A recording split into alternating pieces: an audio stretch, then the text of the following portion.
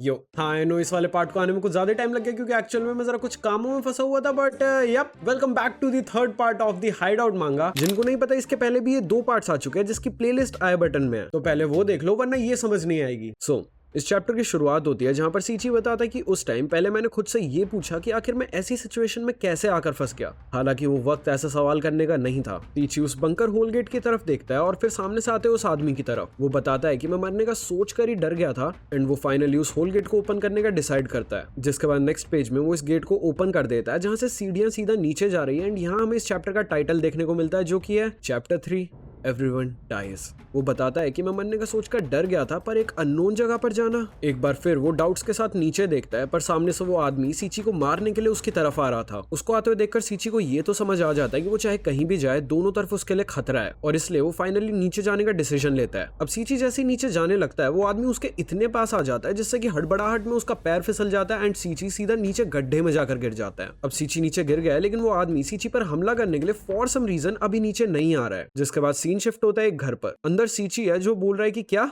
Publication interrupt हो गई। सामने से कोई जवाब देता है कि हाँ आई एम सॉरी पर हमारे एडिटर इन चीफ को लगता है कि तुम्हारी नॉवल हमारी टारगेटेड ऑडियंस के लिए सूटेबल नहीं है। मुझे पर्सनली तुम्हारा काम अच्छा लगा था पर अब क्या कर सकते हैं। तुम एक टैलेंटेड राइटर हो और मुझे भरोसा है कि तुम काफी जल्दी एक नई नॉवल लिख सकते हो। और फिर वो बोलता है कि ओके तो मुझे बताना जब तुम्हारी नई मैन्यूस्क्रिप्ट बनकर तैयार हो जाए। सीची बस उसे बोल ही रहा था कि मुझे कम मौका मिलेगा लेकिन उसका सेंटेंस पूरा होने से पहले ही सामने वाला कॉल काट देता है। सीची वहीं शॉक होकर स्टंट रह जाता है लेकिन तभी उसे बाहर से कुछ आवाज आती है। कोई बोलता है कि वी आर होम। सीची अपने फोन में टाइम की तरफ देखता है और फिर वो रूम बाहर जाता है। सीची बोलता है कि वेलकम होम। तो तुम दोनों कहाँ गए थे। जिस पर मीकी बताते कि वो दोनों शॉपिंग करने गए थे। जुन को कुछ चीजें चाहिए थी। जुन भागते हुए सीची के पास जाता है और बोलता है हाय पापा आई एम होम। और सीची भी एक स्माइल के साथ बोलता है कि वेलकम होम, क्या तुमने मजे किए। पर उसकी नजर किसी चीज की तरफ पड़ती है और वो थोड़ा सा अनईजी फील करने लगता है। वो टेबल पर रखे हुए शॉपिंग बैग्स की तरफ देखता है जो कि गुची जैसे अलग अलग लग्जरी ब्रांड्स के थे। वो खड़ा होता है और बोलता है कि मीकी ये तो, और मीकी बोलते है ओह हाँ आज मौका मिला तो मैंने अपने लिए भी शॉपिंग कर ली। अब वो चुप खड़ा है और मीकी उसकी तरफ देखकर बोलते कि तुम आज कुछ अलग लग रहे हो,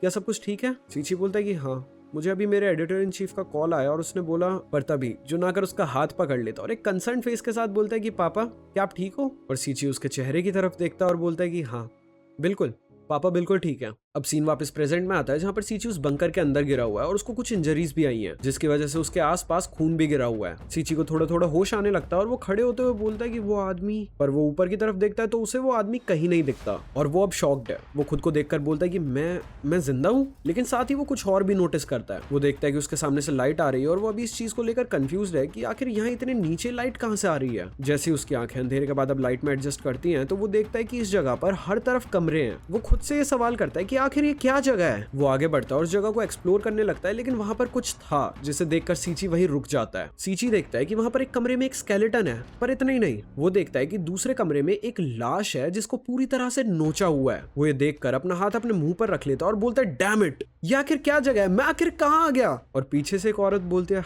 हाउ अनफॉर्चुनेट। पीछे एकदम से पीछे मुड़ता है और वो देखता है कि वहां पर एक कमरे में किसी औरत को ऐसे चेन से बांधा हुआ था कि मानो वो कोई जानवर हो। एंड हम देखते हैं कि उस औरत के सामने इवन एक जानवरों वाला बोल भी रखा हुआ है। सीची बस उसकी तरफ देख ही रहा होता है पर तभी वो आउट ऑफ नोवेयर बोलती है 8, पर्सन नंबर 8। सीची बोलता है 8 what are you talking about. लेकिन वो रियलाइज करता है कि अभी ये पूछने का टाइम नहीं है। वो अपने क्वेश्चन चेंज करते हुए बोलता है कि उसकी जगह मुझे इस जगह के बारे में और बता एंड तू भी उस मॉन्स्टर की विक्टिम है ना।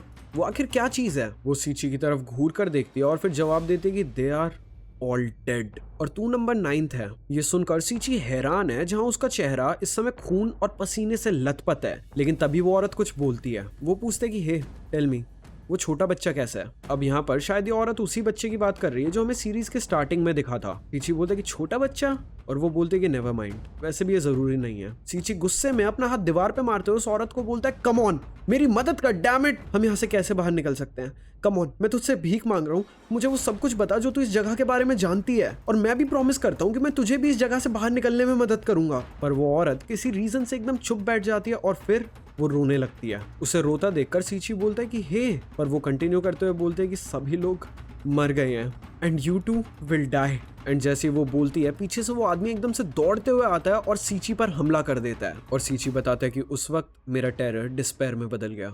एंड यही ये चैप्टर खत्म होता है। नाउ इस चैप्टर में ये तो पता चल गया कि वो आदमी बस ऐसे ही सबको मार नहीं रहा है, उसका कुछ तो प्लान है या फिर कुछ तो साइकोटिक चीज वो कर रहा है, उसने उस औरत को भी मारने की जगह वहां पर बांध कर रखा हुआ था। एंड उस औरत को हमने जो स्टार्टिंग में मम्मा बोलता वो मॉन्स्टर देखा था, उसकी चिंता है, which is a little weird. Actually it is a lot weird. हाँ, प्लस जितना मैंने नोटिस किया उस औरत की शक्ल मिकी से बहुत ज्यादा रिजेंबल कर रही है। एंड उस मॉन्स्टर ने स्टार्टिंग में मिकी को मम्मा बोला था, तो कहीं ऐसा तो नहीं है कि वो रिजेंबलेंस की वजह से कंफ्यूज होकर मिकी को ये औरत समझ रहा हो। एंड अगर ऐसा है तो मतलब कि वो इस औरत का बेटा है। एंड अगर सच में ऐसा है तो वो ऐसे ओपनली कैसे घूम रहा है एंड ये ऐसे बंदी क्यों पड़ी है? वेल, यहाँ पर अब बहुत सारी कंफ्यूजन है, तो फिर लेट्स सी कि अगले चैप्टर में अब आखिर क्या होता है। बाकी आई होप कि तुम्हें ये वीडियो अच्छी लगी होगी। अगर अच्छी लगी तो वीडियो को लाइक कर देना एंड प्लीज कुछ ना कुछ कमेंट जरूर कर देना ताकि वीडियो की थोड़ी सी रीच बढ़ सके। एंड अगर नए हो तो फिर चैनल को सब्सक्राइब भी कर देना ताकि तुम अगला पार्ट भी देख सको। एंड मैं चलता हूँ एंड मिलता हूँ तुमसे अगली वीडियो में। तब तक के लिए tata, bye bye, goodbye, Sana, love you all.